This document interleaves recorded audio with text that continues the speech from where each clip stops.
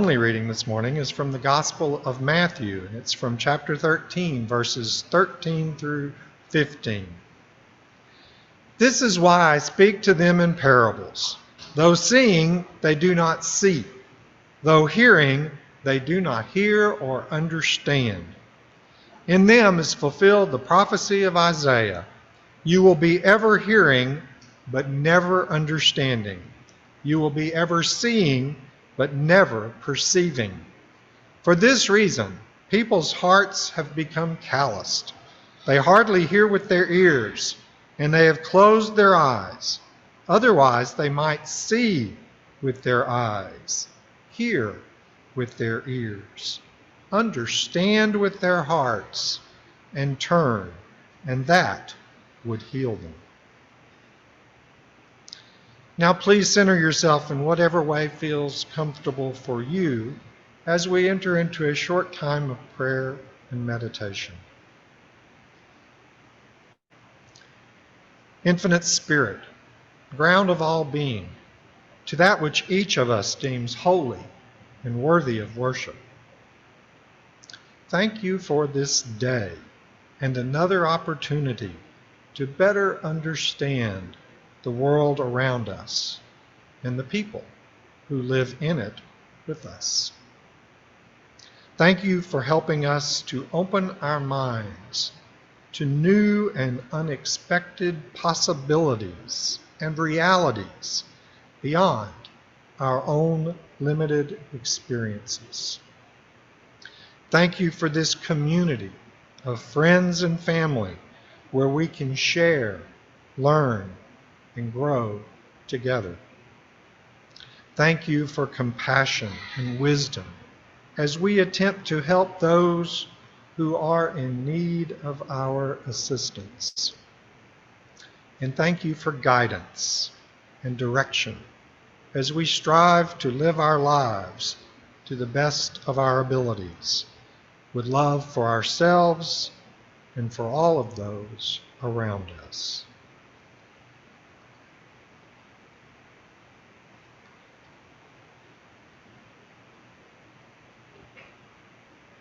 Amen and namaste.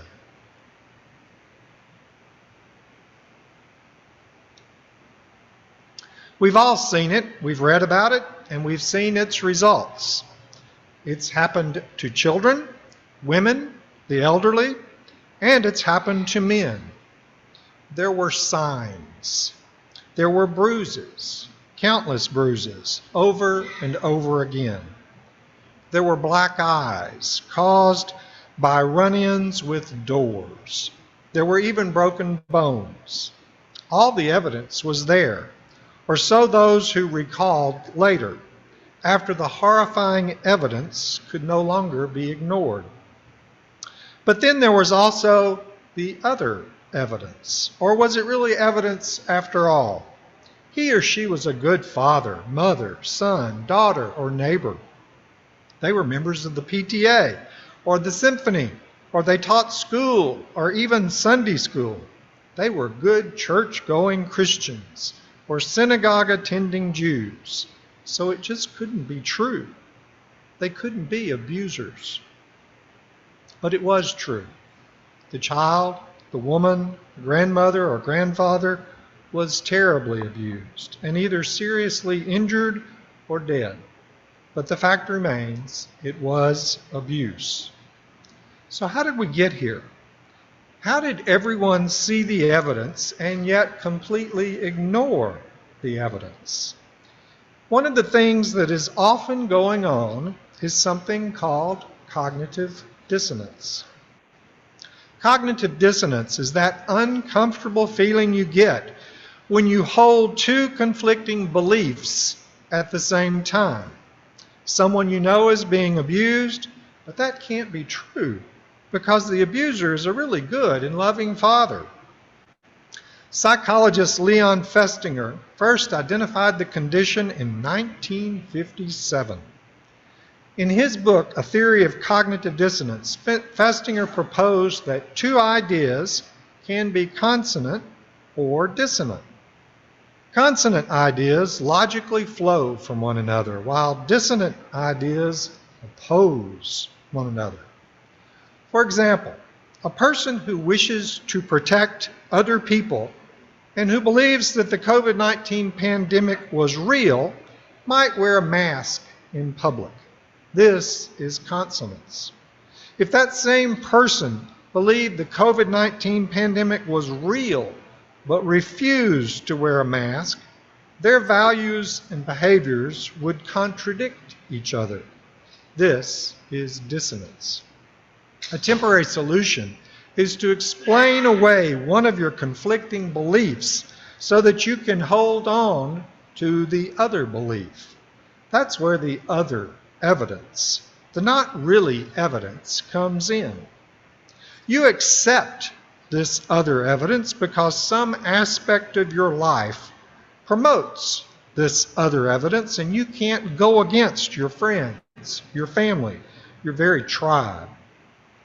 They have eyes, but choose not to see, and they have ears, but choose not to hear.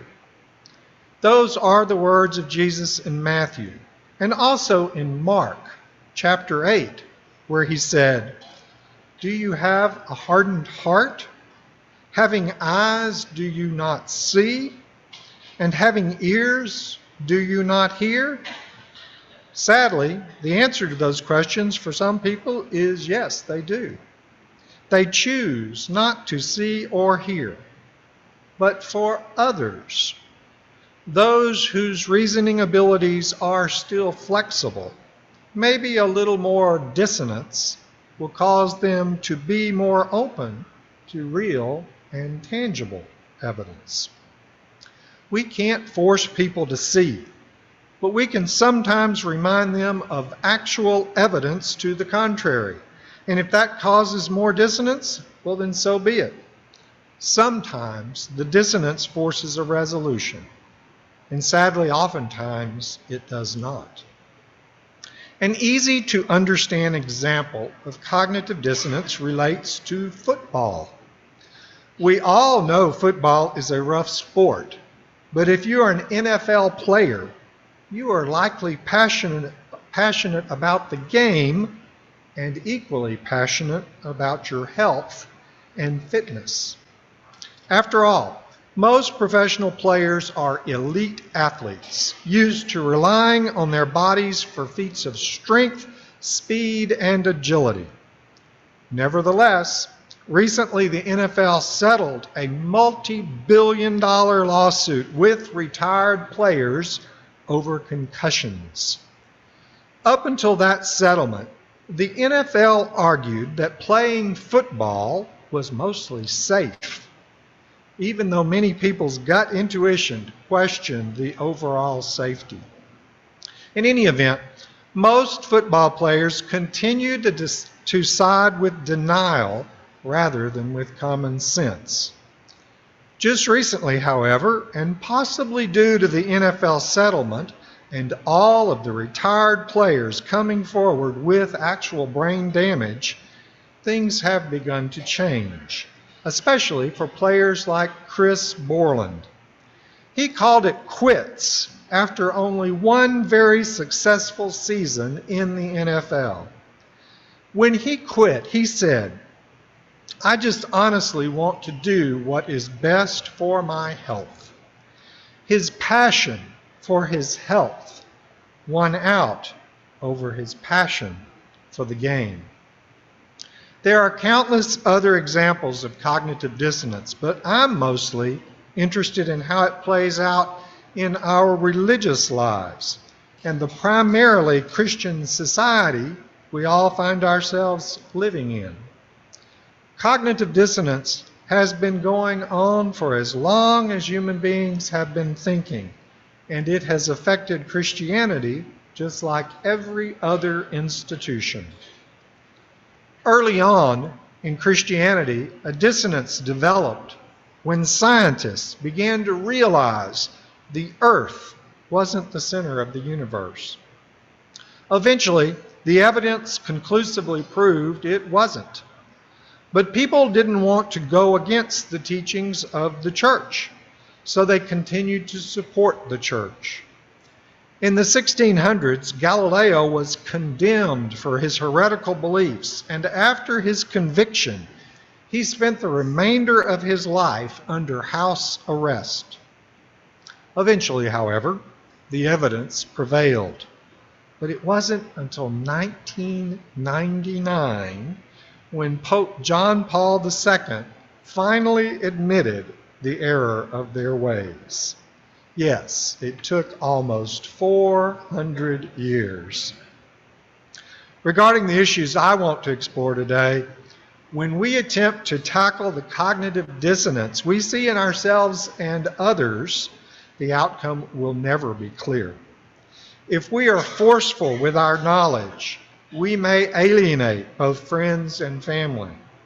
If we aren't forceful enough, we can be complicit in some terrible lie and compromise our own integrity. Even so, I believe in many cases the words and actions of Jesus are on the side of compassion and true understanding.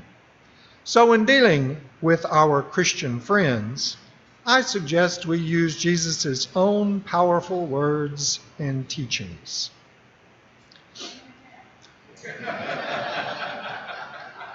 Many years ago, a good friend of mine died from complications due to AIDS. He grew up with what I call traditional institutional Christian beliefs, which condemn homosexuality. Institutional Christianity pulls religious texts from the Old Testament and from Paul in the New Testament, and uses those scriptures to justify its condemnation of homosexuals. My friend dealt with this antiquated belief system and at the same time his own life, including the facts that he was gay and he had a loving relationship with another man for well over a decade. Sadly, my friend never reconciled his institutional Christian beliefs, which were in opposition with the actual teachings of Jesus, who taught everyone to love one another. And let's be clear, Jesus never ever uttered a word, negative or otherwise, about homosexuality. I believe my friend died with a profound dissonance resulting from these two conflicting belief systems. Over the years, the stigma has begun to fade as more and more evidence points to the facts that homosexuality is just a variant of the human condition. These new facts remain in tension with many religious beliefs that still condemn homosexuality. This has set up a cognitive dissonance for many people in many religious denominations. The United Methodist Church recently split into two distinct parts over the issue of homosexuality. My friend never resolved his dissonance, but many people do, and not always in a positive manner. Many LGBTQ plus youth are thrown out of their homes when they come out to their parents. In those cases, the parents cling to their beliefs and reject their children. Thank goodness not all parents act like that, and many accept their children just as they are and reject the negative religious beliefs. Their love for their children is stronger than their old beliefs. And still others choose not to resolve the dissonance, and one way to come to terms with the dissonance is through rationalization. A common form of rationalization regarding gays and religion is the often quoted statement, "I hate the sin but love the sinner." But with our efforts to support our LGBTQ plus friends, we can reinforce the unassailable evidence that Jesus never said anything negative about any of them. Jesus always preached acceptance and love for the marginalized in society. Yes, all too often, followers of Jesus have eyes, but they are still blind. And they have ears, and yet they are still deaf. We can't force them to change their minds, but we can remind them of their own stated beliefs. And if that causes more dissonance, then so be it. Sometimes the dissonance forces a resolution. The dissonance is no greater in Christianity than it is when violence is chosen as a solution to conflict. Unfortunately, this is nothing new. It's always been that way within institutional Christianity. This is in spite of the fact that one of Jesus' most famous and memorable sermons came from Matthew chapter 5, where he said, "Blessed are the peacemakers, for they will be called the children of God." And that comes from his Sermon on the Mount. Could it be any clearer? Peacemakers are the children of God. Even so, I often come across Christians who claim to be warriors for Christ, as if a warrior, someone who is willing to kill another person in the name of Christ, is the preferred model, as opposed to the Good Shepherd, someone who takes care of each and every member of the flock. Now I ask you, where in all of Jesus' teachings did he condone the use of violence? There are no such teachings.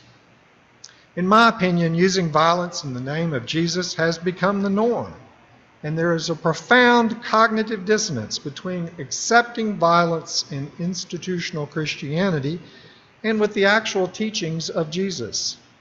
In this case, institutional Christianity often wins out over the actual teachings of Jesus. But if we consider that belief system, if we can counter that belief system with the most sacred of all Christian traditions, the Easter story, here too we find Jesus never accepted violence in his name or on his behalf. In the Easter story, when Jesus was betrayed and arrested, his followers saw what was happening, and one of them struck the servant of the high priest, cutting off his right ear. Jesus yelled, "No more of this!" And he touched the man's ear and healed him. Jesus was absolutely clear. Violence on his behalf was unacceptable. If you are a follower of Jesus, and at the same time a proponent of the use of violence or even war, the cognitive dissonance must be there. And if there is no dissonance, what does that say about your belief in the actual teachings of Jesus? Here too, rationalization also works well. When someone dares to question the need for violence or war, one of the first things we often hear is, "The ends justify the means," which is something Jesus absolutely never said. Once again, they may have eyes, but they are still blind, and they may have ears, but they are still deaf. We can't force them to change their minds, but we can remind them of their own stated beliefs. And if that causes more dissonance, then so be it. Sometimes the dissonance forces a resolution. Now imagine, if you will, another situation, one that often involves children. It seems almost every day a tragedy with children plays out in the news. A few years ago, tens of thousands of Central American children fled their home countries, primarily El Salvador, Guatemala, and Honduras. They ended up seeking refuge on our borders. In fact, there were children of all ages, and I simply can't imagine the violence and oppression they must have endured in their home countries, which forced them to flee and travel thousands of miles seeking refuge here. The unfolding tragedy was staggering, and yet many people who claim to follow Jesus who said, "What you do to the least of these, you do to me," those same Christians had no problems whatsoever demanding that those children be turned away from our borders and sent back home to the horrors they fled from in their home countries. Recently, razor wire was placed in the Rio Grande River, and children were injured trying to get around it and to safety. But for the people who caused injury to children through those actions, their callous beliefs trumped the passionate teaching from Jesus to help the least of these, which absolutely includes all children seeking shelter here in our supposedly Christian nation. If you can turn away or injure children fleeing brutality and oppression, and yet still claim to be Christian, there is no doubt the real and person and teachings of Jesus have little to do with your particular version of Christianity. Once again, they may have eyes, but they are still blind, and they may have ears, but they are still deaf. We can't force them to change their minds, but we can remind them of the actual words of Jesus. And if that causes more dissonance, well then so be it. Sometimes the dissonance forces a resolution. Yes, cognitive dissonance is a reality for all of us. We are all torn from time to time between competing beliefs. Some are strictly secular beliefs, like where we love some particular thing, but aspects of that thing are dangerous. Football being a really good example. And sometimes our competing beliefs stem from long-held traditions, cultural norms, prejudices and biases, fear of the unknown, or fear of change. Whatever the reason, there may be tremendous resistance to defying those entrenched systems and their associated beliefs. The opposing evidence for the conflicting beliefs needs to be strong, and the motivations for accepting the evidence needs to be even stronger. But I believe we must face the fact going against family or community is difficult, and for some people, it's just impossible. I must strongly reiterate the next point I'll make. When the dissonance is strong, and a person feels they must choose between a friend with radically different ideas or their entire life with family and friends built on old beliefs, these individuals will often choose the old beliefs rather than upending their world and accepting new ideas. Their only choice may be to end friendships and sever ties to make the dissonance go away. In the last few years, I've felt this problem keenly with both family and friends, especially related to politics. No amount of actual evidence opposing their faulty thinking causes them to change their minds. I'm guessing many of us have lost dear friends, I know I have, for openly challenging their support for people or beliefs that are obviously dangerous or hurtful. The reality is, sometimes when we share and stand up for what we know to be true and which is supported by facts, the cognitive dissonance going on inside others will simply be too great, and it will cause them to end the relationship because our relationship with them is just too painful to continue. And we can never know when we share or stand up for what we know to be true that the ending of a relationship will be the result. As is always the case, the choice to share or not to share is up to you. And whether or not you feel the need to stand up for what you know to be true. Just remember, there are far more people on the fringe, people who are struggling with competing beliefs, and for them, additional evidence, whether it is scientific or biblical, may help sway them to the side of reason and compassion. Some of the seeds of doubt you plant with actual evidence will not grow, but some seeds will grow and produce beautiful flowers and bear delicious fruit. You will not convince everyone, but for some, the evidence will absolutely open their eyes so that they can see, and it will open their ears so that they can hear. In conclusion, the following is attributed to Martin Luther King Jr., and he said, "Our lives begin to end the day we become silent about the things that matter. So you, and you alone, must decide whether to be silent or not about the things that matter to you." Amen and namaste.